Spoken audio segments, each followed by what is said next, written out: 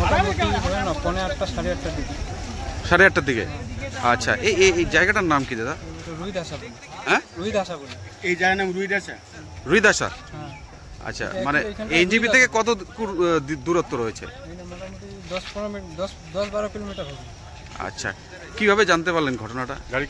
আমরা তো আজকে নামাজ ছিল, ঈদ ছিল,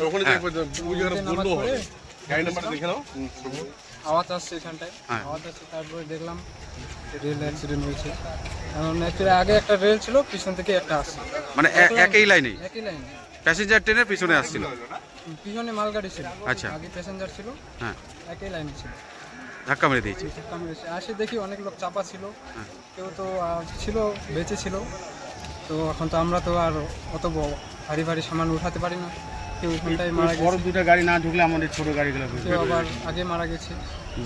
যাদেরকে মানে উদ্ধার করে হাসপাতালে নিয়ে যাওয়া হয়েছে? কিছু মানুষ আগে নিয়ে গেছে, তারপরে পুলিশ আসছে, ওরা কিছু নিয়ে গেল। এখন কাটার মেশিন আসছে, ওরা কাটে।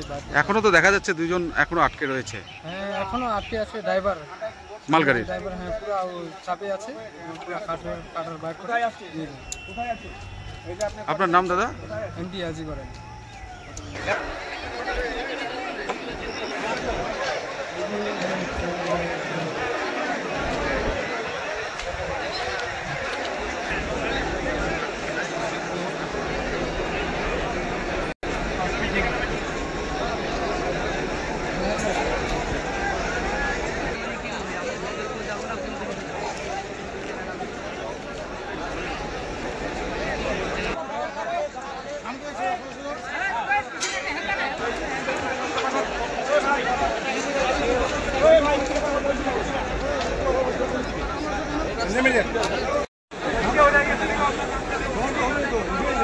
इंजेक्शन दिए बोलवा हाँ सुनছো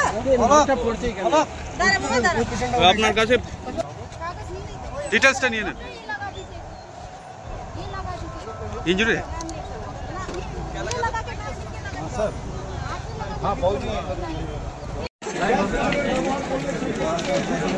हाँ हाँ बोलिए।